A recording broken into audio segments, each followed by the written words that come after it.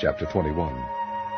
And I saw a new heaven and a new earth, for the first heaven and the first earth were passed away, and there was no more sea. And I, John, saw the holy city, New Jerusalem, coming down from God out of heaven, prepared as a bride adorned for her husband.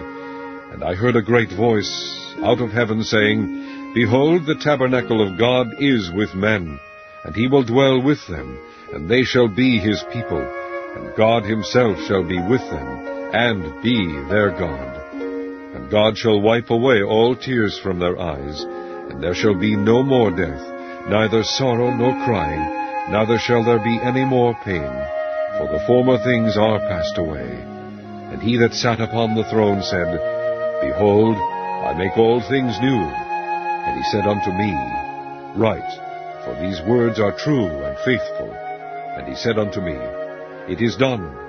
I am Alpha and Omega, the beginning and the end. I will give unto him that is athirst of the fountain of the water of life freely. He that overcometh shall inherit all things, and I will be his God, and he shall be my son. But the fearful and unbelieving, and the abominable, and murderers, and whoremongers, and sorcerers, and idolaters, and all liars, shall have their part in the lake which burneth with fire and brimstone, which is the second death. And there came unto me one of the 7 angels which had the 7 vials full of the 7 last plagues, and talked with me, saying, Come hither, I will shew thee the bride, the Lamb's wife. And he carried me away in the Spirit to a great and high mountain, and shewed me that great city, the holy Jerusalem, descending out of heaven from God, having the glory of God. And her light was like unto a stone most precious, even like a jasper stone, clear as crystal, and had a wall great and high, and had 12 gates, and at the gates 12 angels, and names written thereon, which are the names of the 12 tribes of the children of Israel.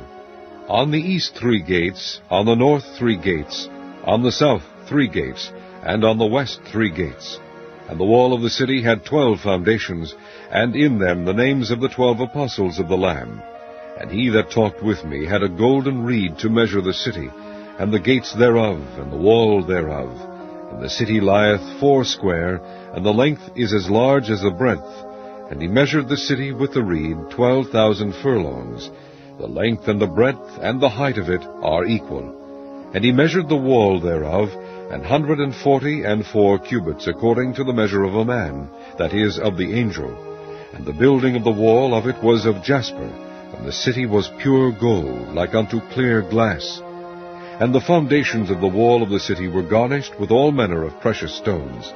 The first foundation was jasper, the second sapphire, the third a chalcedony, the fourth an emerald, the fifth sardonyx, the sixth sardius, the seventh chrysolite, the 8th beryl, the 9th a topaz, the 10th chrysoprasus, the 11th a jacinth, the 12th an amethyst.